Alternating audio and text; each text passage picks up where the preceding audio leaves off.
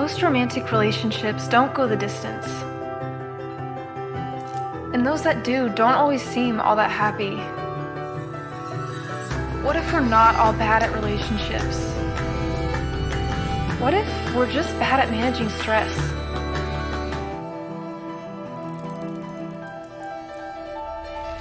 Till stress do us part.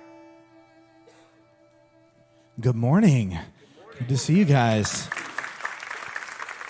It is Super Bowl Sunday. Is anybody excited just about the snacks? That is the best part. Some of you are like, I don't care about these teams. It's not about the teams. It's about the nachos. It's about the dips. It is about the buffalo wings, okay? These are the things that God intended this Sunday to be about. And I cannot wait for the tacos that await me later. But for now, we're going to continue on in the series that we started last week called Till Stress Do Us Part, which is really talking about this idea that, relationships are sort of lasting shorter. They're going shorter and shorter. And the fulfillment level that most people are experiencing is smaller and smaller. And why is that? And we've been wrestling with this idea of like, what if it's not that your partner is the problem? What if it's that we live in a society in which we are overstressed, we're pulled in so many different directions, and we don't have the tools to navigate the stress of our lives well enough to actually keep our relationships on track? And so this series is essentially asking this question: what if we had better tools to deal with our stress, both as individuals and as a couple? Could we have more successful relationships? And that's what we're doing. And I want to also just say that maybe you're here today and you're like, okay, I'm not married, so is this just not for me? And I do want to encourage you to lean in today, because everything that we're going to talk about in terms of stress management during this series is applicable to your life, no matter how old you are, no matter what kind of relationship you're in, whether you are single, whether you're married, whether you're divorced, whether you're sort of contemplating what is next for you. There is something in here that if you tuck into your life is going to make you better at life and relationships, and that's our heart for you. So take some notes today, write down some things that you think are interesting, that you want to think about, wrestle with, talk about a little bit more. And the title of my message today is Overfilled. Overfilled. Now, one of the things that I realized really early in my relationship with my wife is that we do not have the same taste in food. We just can't agree on what tastes delicious. She's wrong a lot of the time, as it turns out. How many of you just don't have the same taste buds as your partner, right? It's just different. You like different stuff. Anybody else feud when you're trying to figure out where to go to eat because they're like, what about this place? And you're like, nah. You're trying to pretend like it's okay, but you really don't want to go there. And so I try and seize the opportunities when my wife is not with me and I get to pick the place. I go eat something that I know I wouldn't get to eat if she was with me because she wouldn't want it. And at the top of that list is sushi. I love sushi. How many of you sushi fans? So delectable. See, babe, I told you. Gosh, what's the deal? And so a little while back, I had a night sort of free, and so called up one of my buddies, and we went and got sushi. And you got to go get all-you-can-eat sushi. Everybody knows that. I take it as a challenge. I'm like, oh, I'm gonna break your restaurant. Okay, that's what's gonna happen right here. You were not gonna get me. Okay, and so we've ordered the food. It's come. We're talking. We're kind of doing that thing where you're catching up, and you've done all the shallow stuff. And you're starting to get into more of the deep end sort of stuff. And I'm asking him about his life and asking him about his relationship, his marriage, his wife. And I was like, how are things between you guys? And he was like, they're good. And I was like, okay, that didn't seem, why does your voice get so high all of a sudden? It feels like you're lying. And he's like, no. And I'm like, you're doing it again, okay? What's really going on? And he's like, it's not great. Like we're feuding constantly. It just feels like we're always fighting. And it's frustrating because I'm just kind of like, I don't always even want to be at home with her because of just we're at each other all the time. And I was like, oh man, are you going to eat that? Because that, I have been eyeballing, because, when you're really hungry, it's hard to pay attention to people. And after he shared with me, I was just like, man, I asked him this question that I often ask people when things are not going well in their relationship. I said, what's your schedule like right now? And he looked at me like I was crazy. Like, what does that have to do with anything? And I was like, well, I mean, just what are your days? Like, what do your weeks look like? And he was like, just like normal stuff. And so he starts rolling through like an average week. He starts on a Monday and he's like, so this is the day we got to get up early, and then I got to take them to school, and then she's got to go over here, and then that's the early appointment day, and then I try and get in at the gym, and then I go over here, and then we got to do this, and then this meeting, and then we do this Zoom thing over, and then I go over here, and then at whatever, and then that's the day that we pick up, and then I got to go to a practice, whatever. He got done with Monday, and I was like, that's too much stuff, okay? I'm sweaty and confused and tired listening to you talk about Monday. And he's like, Tuesday. I was like, I don't have the energy for Tuesday. I can't go to Tuesday with you in this conversation. It's too much. And I asked him the question. I'm like, when do you two spend time together? And he's like, that's easy. Every night we have this routine where we tuck the kids in, we get in bed, and we lay next to each other, and we lovingly stare into our phones. And we just spend some quality time just scrolling through our favorite social media, texting people, finishing up some emails, looking up things that we thought are interesting, and not really talking much. And I was like, I don't know if that counts, but I could tell that he really needed me to count it for him at that moment, and so I let it pass. But I got to tell you, like, when you think about this exchange and when you look at this picture, I wonder if there's something about it that feels familiar to you. If you could look at this and be like, wow, this could very well be my life. Like, this could be a shot that somebody snuck in and got in our bedroom, because this is sort of the life that we live. And I got to tell you, of all the research and everything that I've done for this series, that the conclusion that I've come to is that the biggest issue, the main issue for most modern couples is that they're doing too much. Now, that may come as a surprise to you, but this is what all of the research is pointing to, that we are doing too much. And I know that there's probably something in you that pushes back against that, of like, well, not us.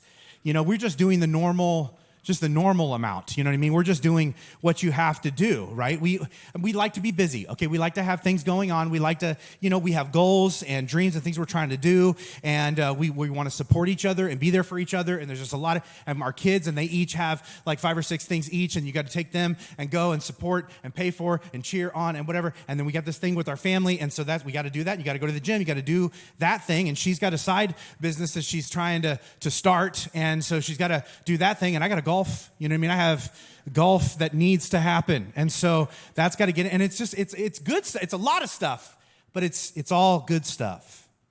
And we want to live life to the full. And I think that's what we're doing. But I got to tell you, there is a difference between a full life and an overfilled life. And a lot of us have not figured out where those lines are. It is not sustainable to add and add and add to your life and never subtract. And yet we do this because we don't want to have to give anything up. We don't want to have to reduce or subtract or downsize or minimize. And most of the stuff that we have going on is really good. But I got to tell you, just because something is good doesn't mean it fits. A lot of times what our lives end up looking like is sort of a glass on a table that is completely full of water that represents sort of our schedule and everything that we have going on. And yet, instead of acknowledging that to fit more, we have to take some out, we just keep pouring more and more things into the cup. And it does what it does, right? It overflows and it makes a mess. And some of our lives are just as messy because we just keep filling and filling and filling and filling, but there's no more room for anything to fit. But we don't want to let go of anything in the process.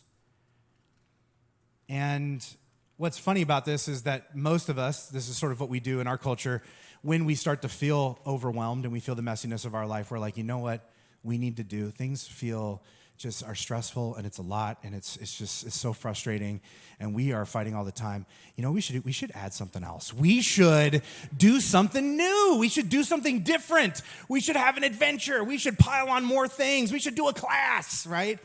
And usually one of you is suggesting that and the other one is like, oh, dear Jesus.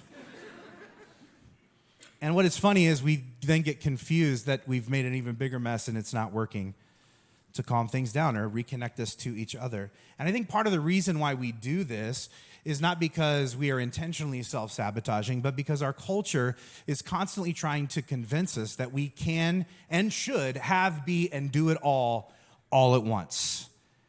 In fact, anything else is unacceptable. You are wasting your life if it's not cram-packed to the max. And all you have to do to make your dreams come true is hustle continuously all the time. And so we do. In fact, our whole life is a hustle. We cram pack our schedules and we wear our busyness as this badge of honor while our relationships pay the price. And when we feel it catching up to us, we find ourselves saying like, you know what, I get it, but here's the thing, just a little bit more.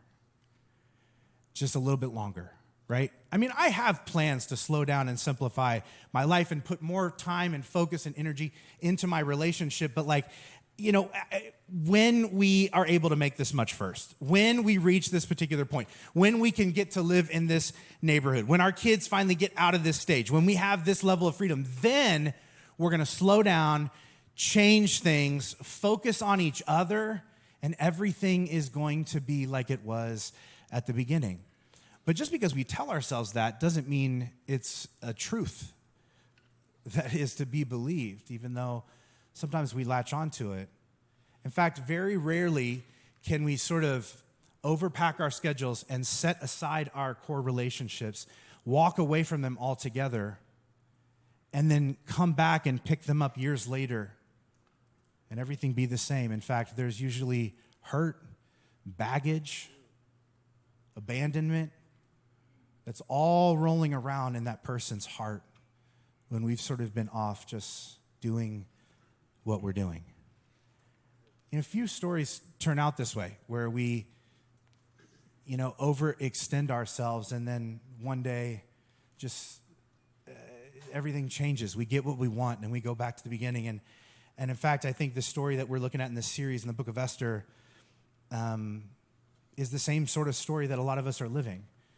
You have this king and this queen who fall in love and they begin their lives together and everything's great. But a short time later, you know, the queen's cousin comes to her and is like, hey, you need to talk to your husband about this thing that's a really big deal. It's like this plot that was sort of under wraps that he found out about that's going to mean the destruction of a lot of different people. And this is what she says. We read this last week, but just to revisit it, Esther chapter 4, verse 11 says, all the king's officials and even the people in the provinces know that anyone who appears before the king without being invited is doomed to die. And the king has not called for me to come to him for 30 days. In other words, I can't talk to him. Like, we have not been getting along. I don't even know that you could say that we're fighting. We don't even have time to fight. Fighting might actually be an upgrade at this point. We just don't, we don't even bump into each other. Like, we have so much happening. He hasn't even called for me in 30 days. And I can't tell you how many times I sit down with couples who are at a difficult moment in their relationship, and I ask them what's going on, and they start by saying something like, you know, I can't remember the last time we something. I can't remember the last time we went on a date that was just the two of us, where we were focused on each other, and it was just that, a date, not a pretend business meeting where we were talking about how we were going to retool our budget. I can't remember the last time we just like held hands and took a walk without an agenda, and we just breathed in the air and looked around our neighborhood and smiled at each other. I can't remember the last time, honestly, that we had sex. It's been way longer I can't believe I can't do that math in my head. That's how long it's been. I can't remember the last time we had a conversation with each other about how we're doing and feeling that doesn't just immediately turn into us just talking about and obsessing over the kids.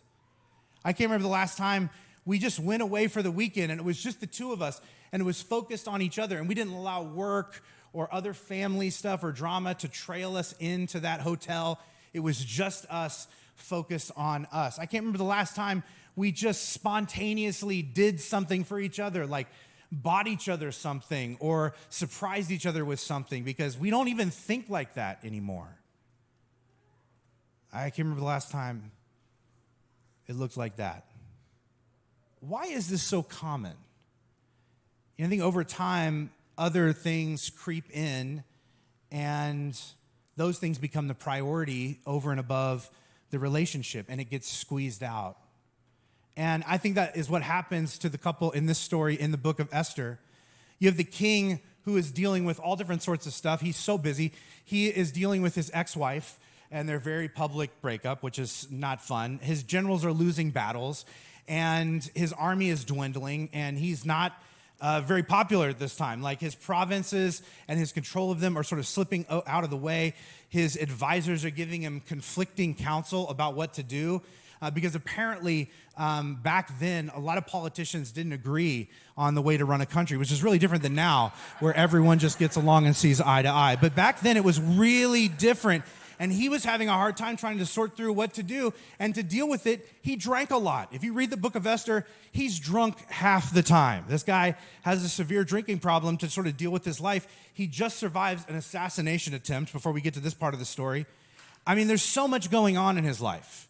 And Esther has so much going on too. She's incredibly busy, right? She was plucked from obscurity and placed in the palace. And so she's trying to learn how to have everyone watching every detail of your life, because that has not been her experience up to this point. She has very little contact with her family. She's trying to learn a brand new culture, because the way she grew up is not the way that life is in the palace. The traditions are different. She's trying to keep a part of her identity a complete secret from almost everyone around her, and she's required to keep up this beauty regimen and to make all these public appearances, and all the while her cousin keeps coming around saying, like, hey, there's this plot to kill all of our people.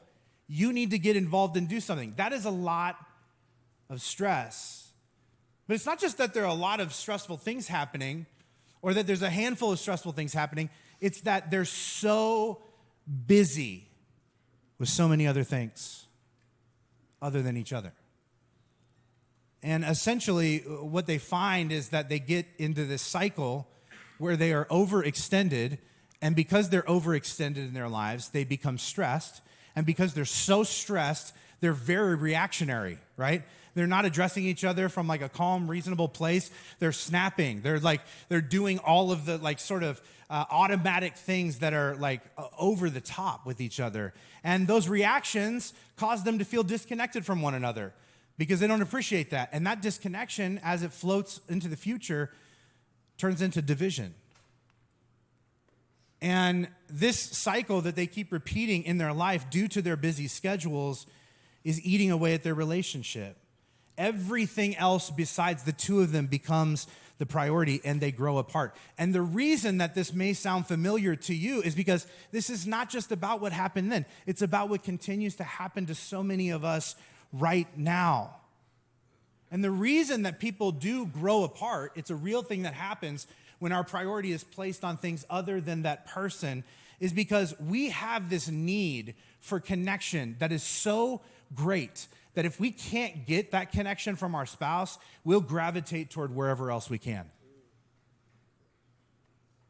And I know when you hear me say that, like some of you are just like, oh, he's talking about an affair.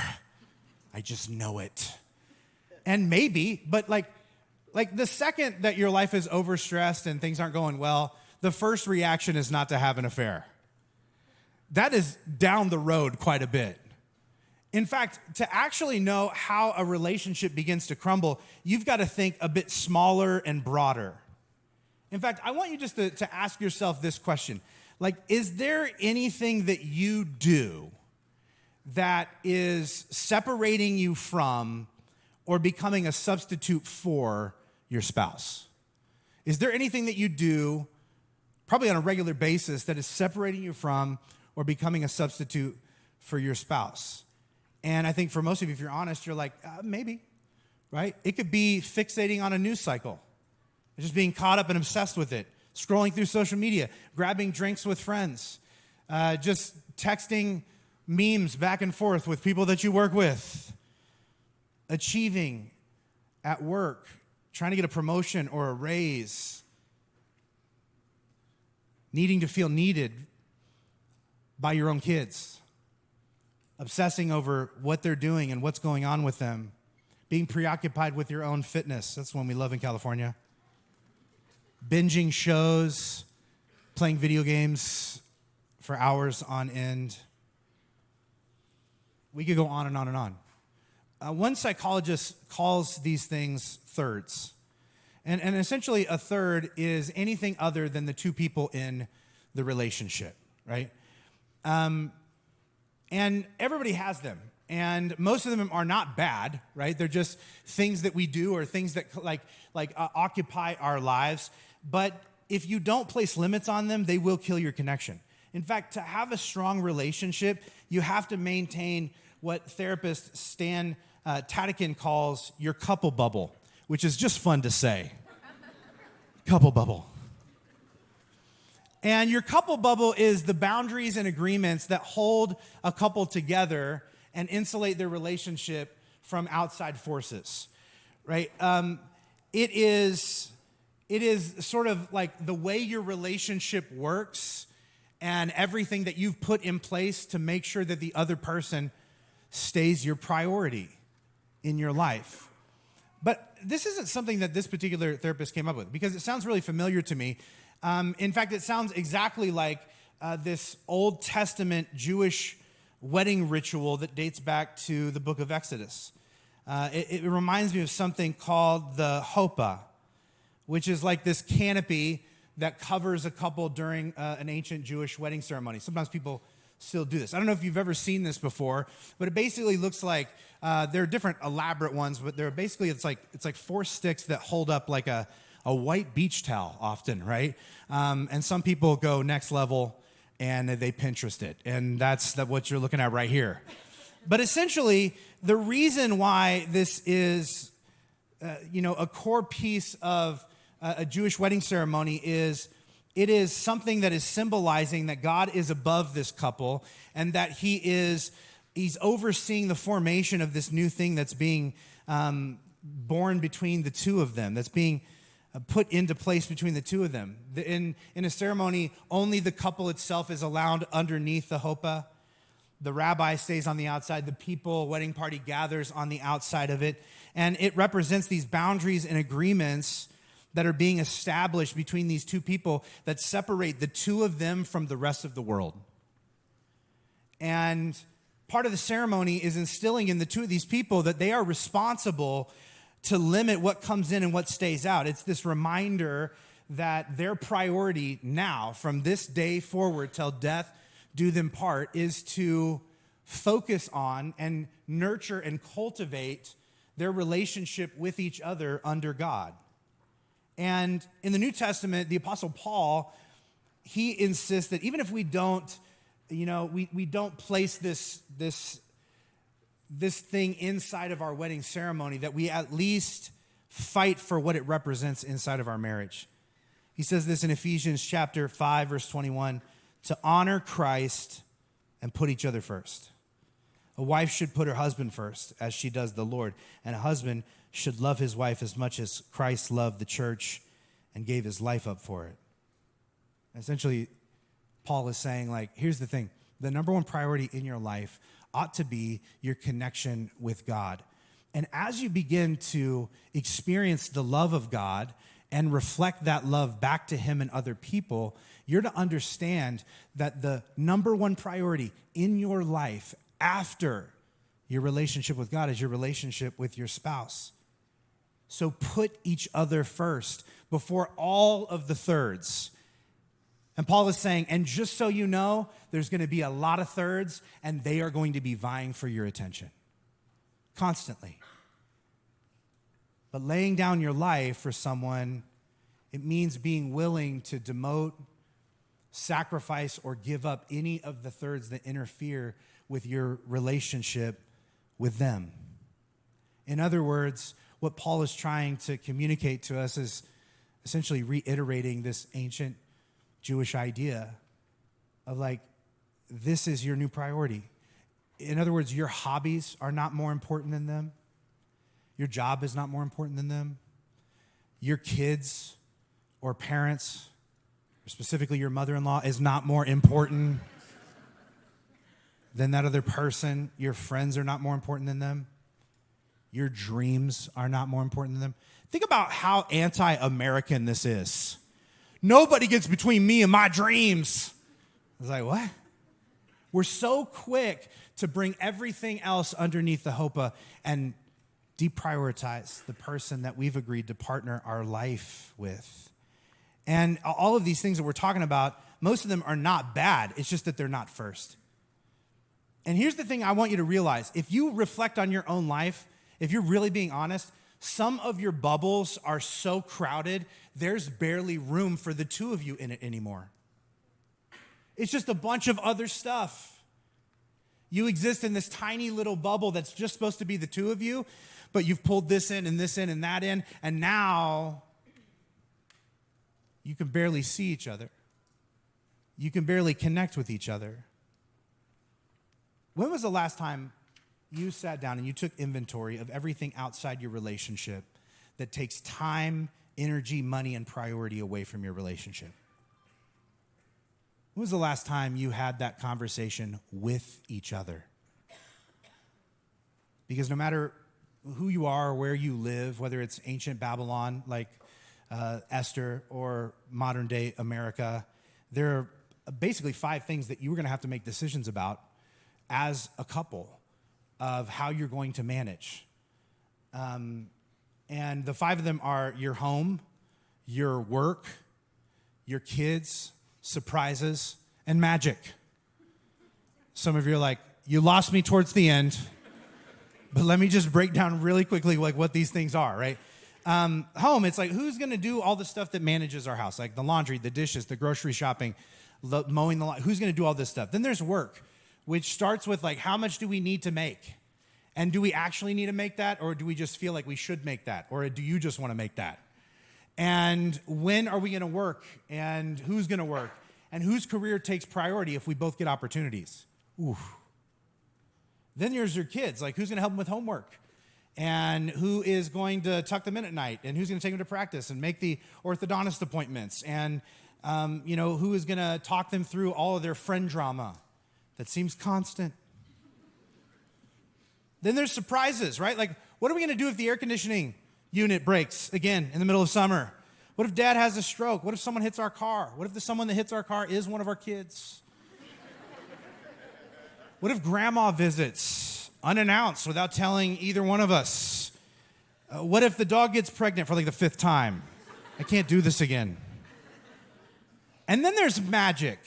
And this is usually the one that people are like, okay, what is this? Like, these are like the dates that you go on. Who's going to plan that? When is it going to happen? How are you going to make your anniversary special? What are your holiday traditions going to be? What are the things that like are just the special little things between you? When are you going to surprise each other just to let the other one know that you're thinking about them and that you love them still? Like, that's the magic. And each of these has to be thought through and organized and planned in order for your relationship to function on a practical level. But here's the reality. Oftentimes, the first 4 choke out the 5th. And maybe that is what has happened in the relationship that you're currently sitting inside of. When there's no magic, relationships feel dry and they eventually die. Life feels monotonous. Couples start to feel like roommates. Home life starts to feel like boot camp. And we start to say things like, we're just going through the motions. We're just trying to make it through. We're just in survival mode. This is not how I thought it was going to be. This is not what I thought I was signing up for. Why are you so different than I remember? You know what we're saying? Where's the magic? Because what happens naturally at the start of a relationship requires a whole lot of intentionality for the rest of a relationship. In fact, any romance that works long term is because both people are putting in work. And eventually, over time, the work that we put into each other ends up being work that we put into everything else in every other category. I would say that a lot of the work that has to be put in for a couple to go the distance and remain in love is work around priorities, because things sneak in and dilute the bubble. The truth is, you can't fix an overpacked schedule with optimistic thinking.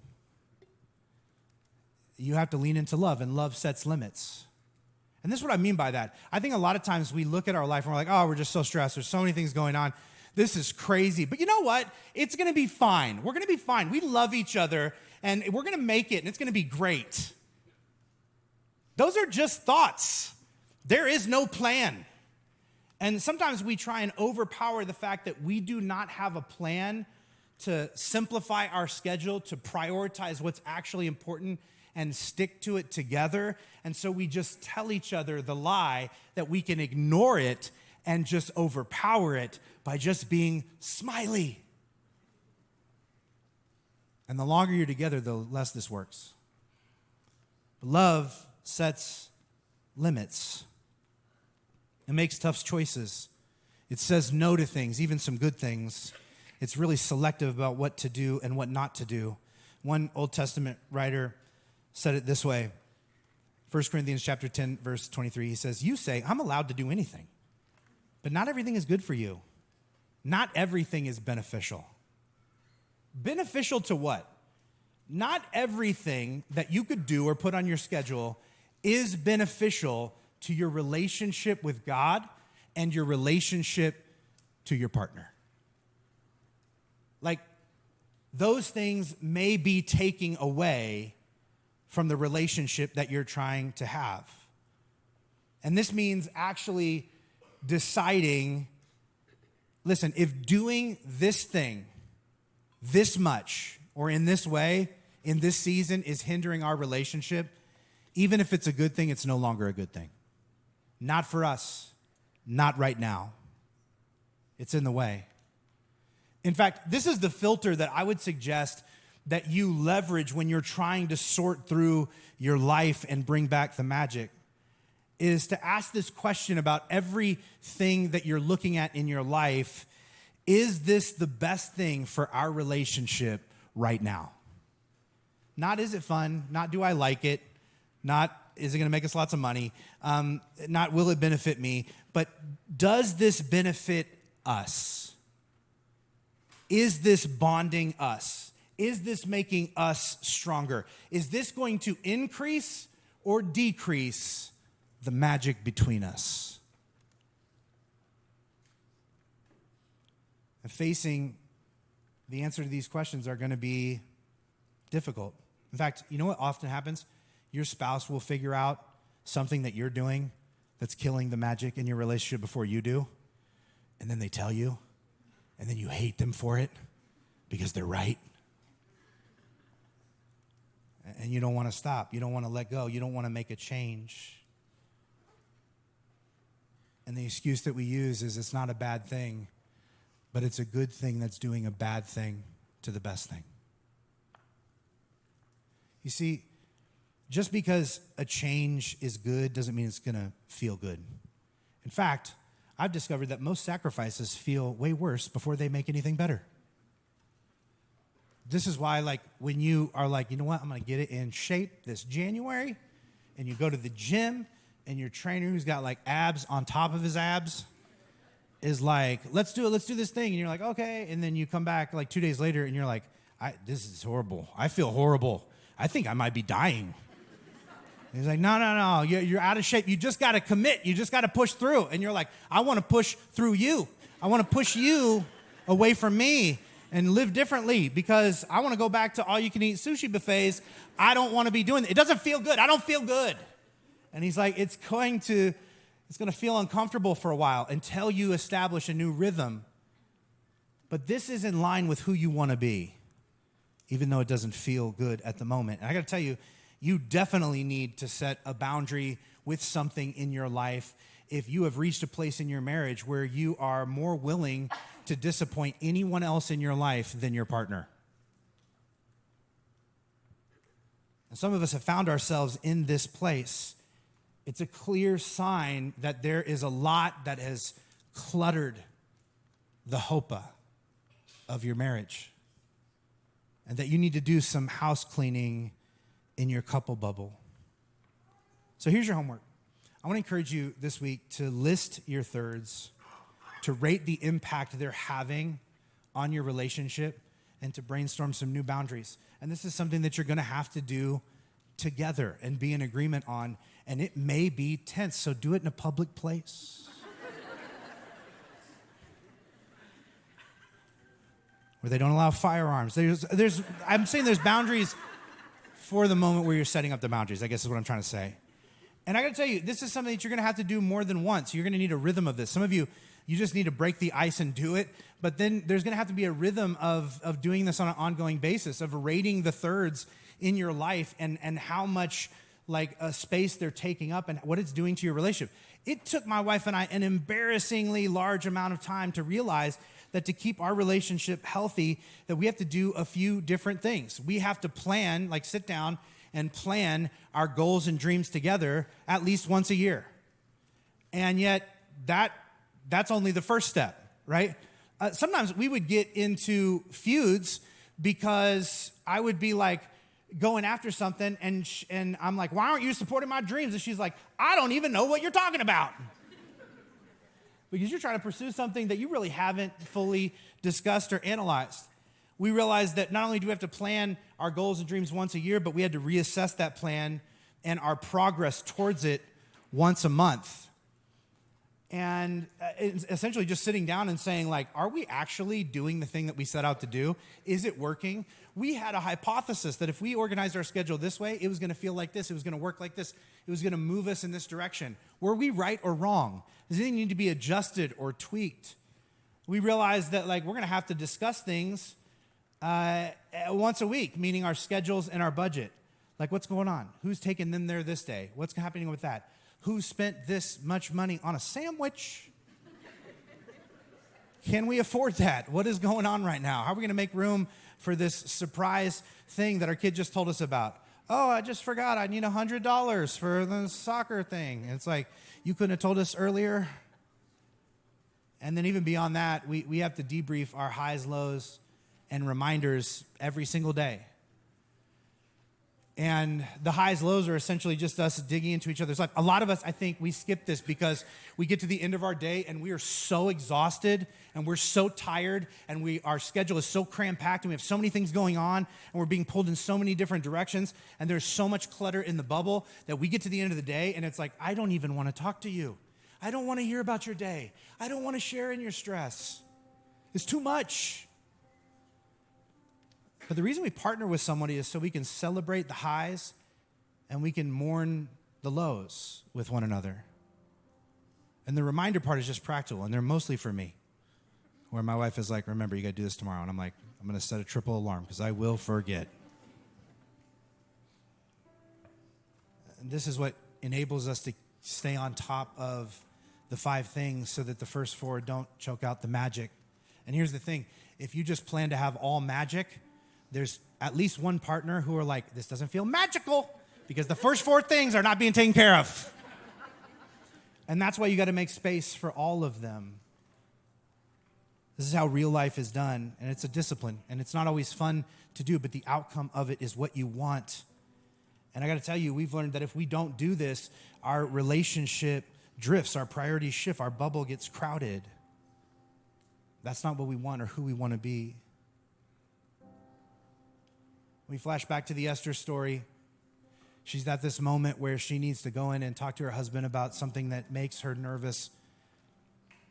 because they're not close. They haven't been spending a lot of time together. They feel like there is a disconnection between the two of them. There's busyness that has crowded out their connection. She's feeling disconnected from him. She's nervous how he's going to react. She's suspicious that everything else in his life is more important than her at this moment. But as soon as she walks into the room, he locks eyes with her and he says this to her. Esther chapter 5, verse 3. He says, "What do you want, Queen Esther? What's your request? I'll give it to you, even if it's half the kingdom." Now, this is a huge thing to say. He is lording over the largest kingdom in the world at this time in history, and he takes the job seriously, but this is his way of making it clear to her in this moment, as important as my kingdom is, compared to you, it's a third. It barely comes in third place. Whatever you need from me, whatever you want from me, you let me know. And I'll move heaven and earth to make it happen for you if I'm able. If you sense that anything is crowding out or cluttering up the hopa under which we've committed our lives to each other, if anything is pulling us apart, you say the word and it's gone. Because it's not worth achieving and experiencing all of this other stuff if I lose you in the process. You're first. This is how you lay down your life for the other person. This is how you love your wife like Christ loved the church. If you want to renew your relationship, if you want to rekindle the romance, if you want to restore the magic, you've got to be brave enough to ask your bride, guys, what's your request? It's yours. You're first. Imagine a marriage in which this was your posture. No matter how much I'm into it, no matter how much I've elevated it, no matter how obsessed I am with it, you come first. If I have to demote it, if I have to rearrange it, if I have to push it aside, if I have to let go of it altogether, you're worth it. What I want to pray into your life today is that as you go home and you begin to reflect on these questions, you begin to rate your thirds, you begin to see the things that have cluttered your couple bubble, and you begin to make difficult decisions together that are not going to feel good at first, that you would have the courage to put everything second. And that they would be very clear on that intention. And you're going to need God's help to do that, which is why I want to pray that into your life today. Would you bow your heads across this room? God, we are so incredibly grateful for your love, grace, and mercy in our lives. We're grateful for the fact that you love us and you make us capable of love, and then you put people in our lives to love and be loved by. God, help us to protect these relationships. Help us to elevate the person that we have connected our life to the top position of our earthly responsibilities. God, may we pursue our relationship with you, and right after our relationship with them, may we be willing to let go of anything that's diminishing us. Empower us to have the courage to follow through. In Jesus' name we pray. Everybody said, amen.